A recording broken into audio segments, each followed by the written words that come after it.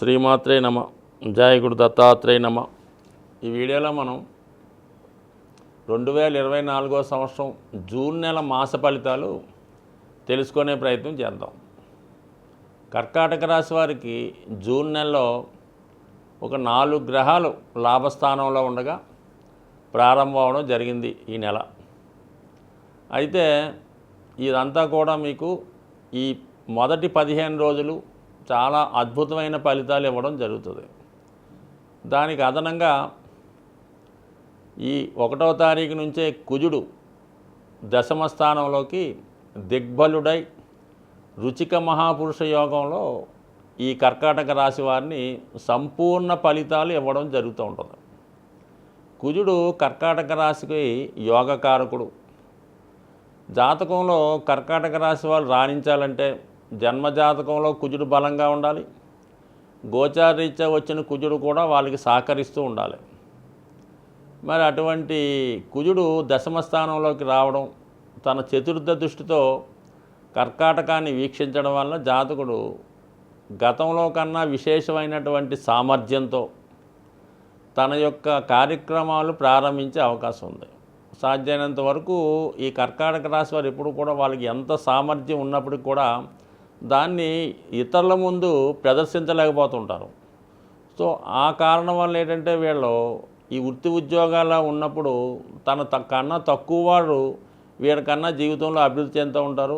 వీళ్ళు తొందరగా ప్రమోషన్ రావడంలో కానీ మిగతా విషయాల్లో వెనకబడి ఉంటారు.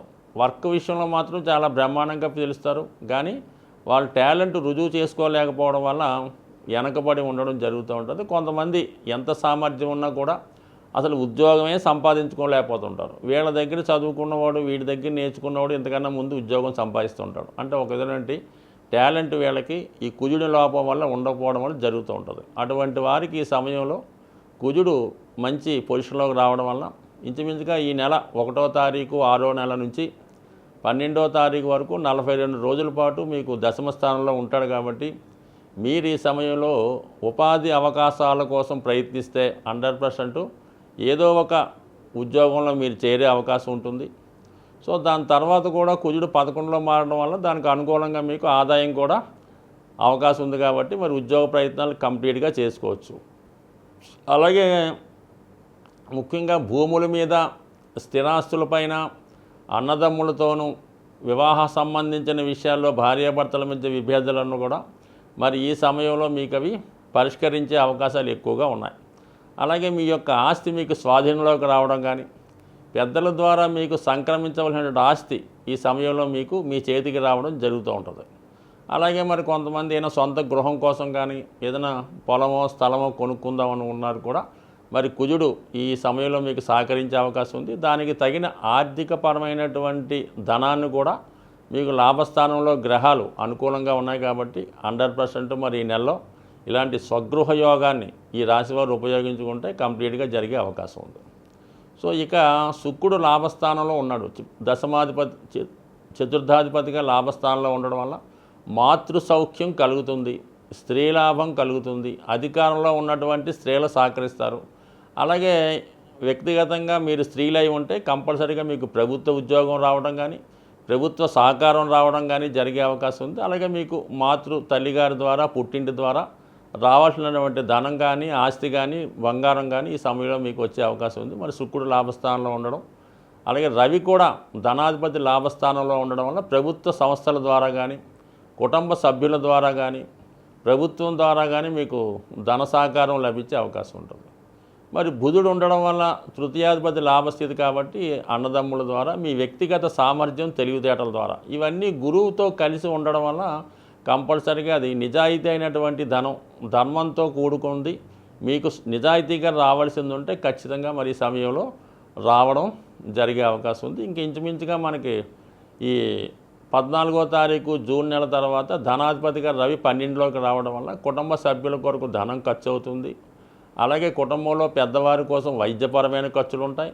ప్రభుత్వానికి చెల్లించవలసిన ట్యాక్సులు, పన్నులు ఖచ్చితంగా చెల్లించవలసి ఉంటుంది. అలాగే శుక్రుడు 12లోకి రావడం వల్ల మరి లాభాధిపతి వ్యయంలోకి రావడం, కొద్దిగా అనుకోని ఖర్చులు రావడం, రుణాలు చేయవలసి వస్తూ ఉంటుంది. అంటే ఆదాయానికి మించిన ఖర్చులు కంపల్సరీ జరుగుతాయి. అలాగే మీ ఆడంబరాల కోసం, పార్టీల కోసం, ఫంక్షన్ల కోసం కూడా ఎక్కువ ధనాన్ని వెచ్చించే అవకాశం ఉంది. సో బుధుడు కూడా 12లోకి రావడం వల్ల విద్య కొరకు, ఉన్నత విద్య అవకాశాలు పెరిగే అవకాశం ఉంది. ముఖ్యంగా ఈ రాశిలో ఎవరైతే దూర ప్రాంతంలో విదేశ విద్య కొరకు ప్రయత్నం చేస్తున్నారో, పీజీలో ప్రవేశానికి ప్రయత్నం చేస్తున్నారో వారికి మరి జూన్ 12 తర్వాత అటువంటి అవకాశాలు వచ్చే అవకాశం ఉంది. దాని కొరకు ధనం ఖర్చు పెట్టడం, ప్రయాణానికి తగిన ఏర్పాట్లు చేసుకోవడానికి కూడా మరి ఇదంతా కూడా రెడీగా ఉండడం మంచిది. బట్ ఏదైనప్పుడు కూడా ఈ రాశివారు కుజుని యొక్క బలం ఉంది కాబట్టి రాబోయే 42 రోజుల్లో మరి ఏదన్నా ధైర్యంగా మీరు ముందుకెళ్తే ప్రతి పని కూడా సమర్థవంతంగా చేయగలుగుతారు. అదే మీరు నిరాశపడి మన వల్ల అవుతుందా, మనం చేయగలమా అనుకుంటే మాత్రం మీరు ఏ పని ముందుకు వెళ్ళలేరు. కాబట్టి ధైర్యంగా మరి కుజుని యొక్క బ్యాక్గ్రౌండ్తో ధైర్యంతో ముందుకెళ్ళండి. సకల కార్యక్రమాలు విజయం లభించే అవకాశం ఉంది. జాతకరీత్యా, గ్రహాల రీత్యా ఏదైనా సమస్యలతో ఇబ్బంది పడుతున్నవారు, అంటే సహజంగా సమస్యలు లేకుండా ఎవడు కూడా జీవితంలో ఉండడం. అయితే కొంతమంది ఆ సమస్యల్ని ముందుగానే గమనించి తగు విధంగా ఆ సమస్యల్ని నుంచి బయటపడే విధంగా విధి విధానంగా ఏదో దానం ద్వారానో, జపం ద్వారానో, పూజ ద్వారానో వాళ్ళ స్థాయిని బట్టి చేసుకుంటూ ఉంటారు. కొంతమంది సమస్య వచ్చిన తర్వాత ఇబ్బంది పడి అప్పుడు ఏదో పూజలో పునస్కారాలు ఏమన్నా పట్టుకుంటూ ఉంటారు.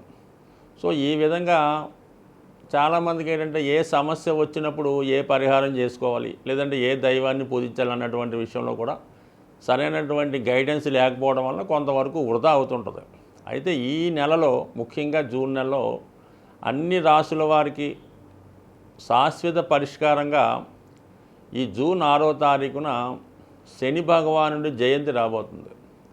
సాధారణంగా ఏదన్నా ప్రత్యేక దినాల్లో మనం ఆ ప్రత్యేక దైవాన్ని పూజించినప్పుడు ఆ ఫలితం సంవత్సరం అంతా కూడా ఉండే అవకాశం ఉంది. ఎలాగైతే మనం మహాశివరాత్రి రోజు శివుని పూజిస్తే సంవత్సరం అంతా మనకు ఆ పుణ్యఫలం దక్కుతుందో, అదేవిధంగా ఈ శని జయంతి రోజు శని భగవాన్ని విధి విధానంగా పూజించడం వల్ల కంపల్సరిగా అతని యొక్క అనుగ్రహం అందరి మీద ఉండి అన్ని సమస్యల నుంచి బయటపడే విధంగా ఉండే అవకాశం ఉంది. అంటే అనుగ్రహం ఇవ్వడంలో కానీ శని ఒక పదవి ఇవ్వాలన్నా, ఒక రాజకీయ హోదా ఇవ్వాలన్నా, ఒక మంచి భార్య ఇవ్వాలన్నా, మంచి ఆరోగ్యం ఇవ్వాలన్నా, మంచి అలవాట్లు ఇవ్వాలన్నా కంపల్సరీగా శని భగవానుడు మాత్రమే ఇవ్వగలడు. సో దానివల్ల మీరు ఆ రోజు విధి విధానంగా ఏదైనా శివాలయంలో శివుడికి అభిషేకం చేసుకోవడం, లేదంటే నవగ్రహాలు ఉన్నటువంటి శివాలయంలో ముందుగా శని భగవానుడికి అభిషేకం చేసి దాని తర్వాత విధి విధానంగా శివుణ్ణి కూడా అభిషేకం చేసి ముఖ్యంగా ఆ రోజంతా కూడా అంటే ఇంచుమించుగా సూర్యోదయం అయిన నుంచి మర్నాడు సూర్యోదయం అయ్యేదాకా కూడా చాలా నియమంగా వీలైతే ఉపవాసం ఉండడం, లేదంటే ముఖ్యంగా ఆయిల్తో నూనెతో చేసే పదార్థాలు ఏమీ తినకుండా ఉండడం, అలాగే నెయ్యితో చేసినవి కూడా తినకూడదు. సాధ్యమైనంత వరకు తాలింపు పెట్టని మన ఆయిల్ వాడని వస్తువులు తినడం. ఆ రోజు వరకు మీరు కింద భూమి మీద ఏదో ఒక చాపో తలగడ వేసుకు పడుకోవడం. అంటే ఎలాగైతే మనం అయ్యప్ప దీక్ష నియమంగా ఉంటామో ఆ విధంగా ఆ రోజంతా ఉండడం. ఎట్టి పరిస్థితుల్లో కూడా అబద్ధం ఆడడం కానీ, స్త్రీలతో కలుసుకోవడం కానీ, ఏదైనా వ్యసనాల మీద ఆలోచన రావడం కానీ, ఈ విధంగా ఒక్కరోజు మీరు ఉండగలిగితే చాలా మంచి ఫలితాన్ని సంవత్సరం అంతా పొందుతారు. కానీ తెలుసో తెలియకో పొరపాటున ఆ రోజు ఏదైనా తప్పుగా ప్రవర్తించినా, అంటే మామూలుగా ఉన్నటువంటి అలవాట్లు ఉంటాయి కదా, ఈ జూదమని, పేకాటని, వ్యసనమని, మందని, పొరపాటున కనీసం అటువంటి వాటికి ఆ రోజు తెలుసో తెలియకో ఆ తప్పు చేస్తే ఖచ్చితంగా ఆ సంవత్సరం అంతా కూడా ఏదో విధంగా ఇబ్బంది పడే అవకాశం ఉంది. అంటే శని యొక్క ఇబ్బంది ఏ విధంగా ఉంటుందో, లాభం ఇస్తే ఏ విధంగా ఉంటుందో అది అందరికీ కూడా ఈ పాటికి అనుభవంలో వచ్చి ఉంటుంది. కాబట్టి ఆ ఒక్కరోజు మాత్రం విధి విధానంగా జాగ్రత్తగా ఉండండి. ఎందుకంటే 5వ తారీఖు మాస శివరాత్రి, ఆ మన్నాడు ఈ జయంతి వస్తుంది. కాబట్టి మరి ఈ 2 రోజులు మీరు నియమంగా ఉంటే సంవత్సరం అంతా కూడా మీకు దాని ఫలితం ఉండే అవకాశం ఉంది. స్వస్తి.